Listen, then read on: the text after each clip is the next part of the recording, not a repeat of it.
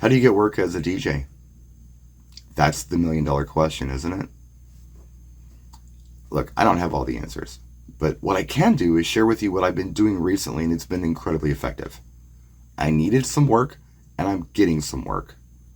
How am I doing it? It's a several step process, and it's not necessarily all in this order, but I got to thinking about it. No matter what your skill level is, I think just about anybody could pull this off. So let's go ahead and get started. Step one is networking with other local DJs. You got to do this step. It's so important. Sometimes there are DJ organizations that already exist in your market. Get involved with those organizations. Attend those meetings. Sometimes it's a Facebook group. Maybe there's a local DJ Facebook group that you can get involved with. Maybe you can start your own meet. That's what I did. And I'll tell you how I did it. There's a local DJ Facebook group that, they'll throw things out there like gigs available and they need help with this or this is their opinion on that or whatever. But a lot of those DJs didn't actually know each other. In this age, a lot of people like to email and text and things, but a lot of people aren't really as social as maybe my generation was. So what I did was I suggested we all got together, and we did, and 20 people showed up within like a 24 hours notice. We're going to do it again at the end of this month. We're all getting to know each other. Nobody at that meeting knew everybody else at that meeting. Maybe a couple people knew a couple other people, but nobody knew everyone. But now we do, and we can get to know them as time goes on. It's a great way to figure out who's in your market and who they really are. And by the way, nothing beats FaceTime. I can't stress that enough. You got to shake somebody's hand, look them in the eye, have a real conversation with them. Things are going to come out that wouldn't come out in text messages or emails or Facebook comments or posts or anything else. You got to sit down and talk to people and find out who they really are. That's going to determine whether or not these are people you're going to be working with. So you must network. And I know what some of you are already saying. I've tried it in my market and everybody's, got a big ego or they're not cool or they're competitive or whatever. You're going to have that. Yes, that does exist in every single market, but not everybody is really like that. And sometimes, again, these texts or emails or comments or posts that you see on social media aren't really reflecting who these DJs actually are. To really know who they are and to really kind of get some context as to who they are, you gotta meet them face to face and talk to them and have some patience with them, because this might be new to them too. So network with other DJs. You can make all the excuses in the world not to do it, but this is a necessary step for what I'm going to lay on you today to get work. Step 2. Let's pretend this piece of paper is your ego. Here's what I want you to do. Wad this up and throw it away.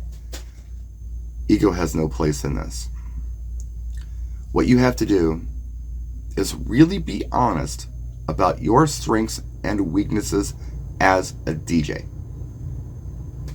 I know when we're selling to clients, we're telling them that we're the best and they can't do better and we're awesome and all of these things. Whatever you say to clients, you say. But when you're networking with other professionals, it's so important to be honest about your strengths and weaknesses. Not only so they can figure out how maybe they could use your services, but so you don't get in over your head. You don't promise somebody that, yeah, I'm the best bar mitzvah DJ out there, and you've done 2 of them, and then they bring you in to do this bar mitzvah gig, and you destroy it. That's not going to look good on you, man. You got to be a good, dependable DJ for these people to want to work with you. Look, let's say that you're brand new at this. Brand new. You've done it a couple times. You're interested in working more and learning more. Then go into these meetings being honest about that. Look, I'm new. I've done a few jobs. But here's what I can do. I can carry equipment. And I can be on time. And maybe you have a vehicle that you can haul stuff in. That's important for people to know. There might be somebody out there looking for you as an assistant or something. Or who knows, maybe the best DJ in town broke their arm and they need a roadie. There you go. There's work right there. But you gotta be honest. You can't tell them that you're a superstar DJ when you're only a roadie. Because if they bring you in to do superstar work and you fail, they're never going to want to work with you again. No one is. Word's going to get out and your reputation is destroyed. You got to be honest about your strengths and weaknesses. I was going in to the meeting that I had with my local DJs. What are my strengths? I'm very dependable. I can handle just about anything you throw at me as a mobile DJ. Even the nightmare clients. I don't want to do nightmare clients, but I can do them. I remember when I was working for a multi-op, I got all the nightmare clients because I could handle them. And it got old after a while because all I had were nightmare clients. I needed a home run once in a while, right? But look, because of that, I was trained to handle some of the most difficult clients and chill them out. Weddings, I can knock them out of the park. Throw me a wedding, I can take care of it. Quinceañeras, I don't speak Spanish, but I've done them. If you've got a client that isn't necessarily Spanish speaking and they want to hear some of the Latin music, be it tropical or stuff on the Central American Mexican side, yeah, I can do it. I'm not the best choice because I don't speak Spanish and it's not my specialty, but I can pull it off and I've done it before. So in a pinch, yeah, I can do a quinceañera. Same with bar mitzvahs. I mean, if you're looking for like the big production bar mitzvah, I'm not your dude, but I've done the simple ones. I can pull it off. Bars, clubs, sure, I can do those. Clubs, now let's talk about that. If you're looking for a hip-hop turntablist, I'm not your dude. If you're looking for open format in a club, yeah, I can do it. That's not a problem. I'm not a very good business person at all. I'm just not. I obviously have physical limitations. I'm not the best roadie or trust monkey that you could call. I'm just not.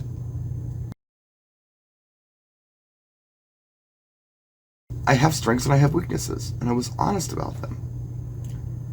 And the reason you have to be so honest about your strengths and weaknesses is because ultimately what you want to do when you're networking, although you're looking for work, is you need to let people know how you can help them.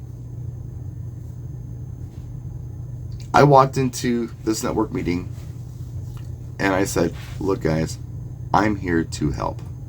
That's why I'm here. You need somebody to handle a gig? You need sound and lighting design?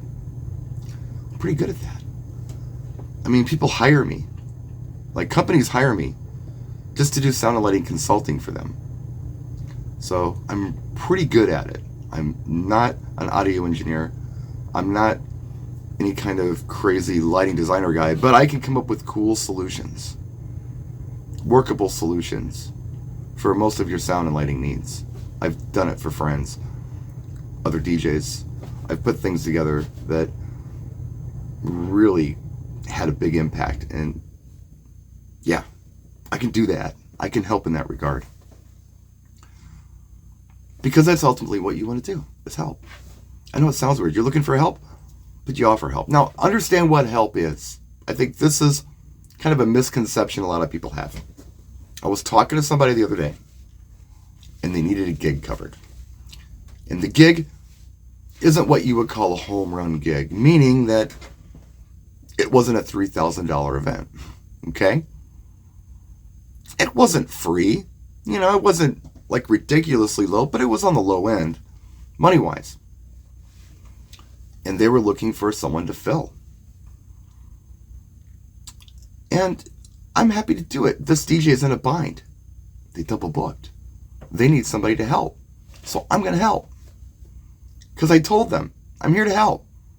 Am I going to lose on this? No. Is it a home run? No. But it's helpful. And you know what? Next time this DJ needs something or has something, they may think of me. But that's how I can help. Help isn't what's in it for me. That's not what you want to say. Somebody says, I need help. You don't say, what's in it for me? You say, how can I help? And then you get all the logistics and figure out if you can help or not. And like I said, sometimes it's not a home run. And word's going to get around. Hey, they bailed me out and they knocked it out. Had a situation just the other day where somebody posted in this group, needed a DJ for this date in this location. I reached out to them privately and I said, look, what's going on here? How can I help? I'm available. Well, it's a client I'm doing a lot of work with, and this is a charity event that they're doing. I unfortunately am not in the position to do it because I've got something else. It's killing me because I really wanted to knock this out for him because I think it'd be a really good PR move, but I need this handled. Let me do it for you. Let me knock it out for you and make you look really good. It's not too far away. A home run? No, not a home run. But I wasn't doing anything else that day, and I'm happy to help.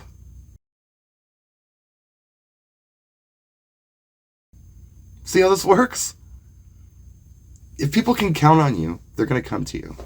If they know that you can help them resolve issues they have or problems they have, whatever it happens to be, if they know they can come to you, they're going to come to you. And you're helping them, but at the same time, you're helping yourself. You're getting work, you're getting a good reputation, and you're on your way. That's what I'm up to. That's what I'm doing. It's working very well for me. If you're willing to do that, you can get work as a DJ. That's it. Thanks for watching. We'll see you next time.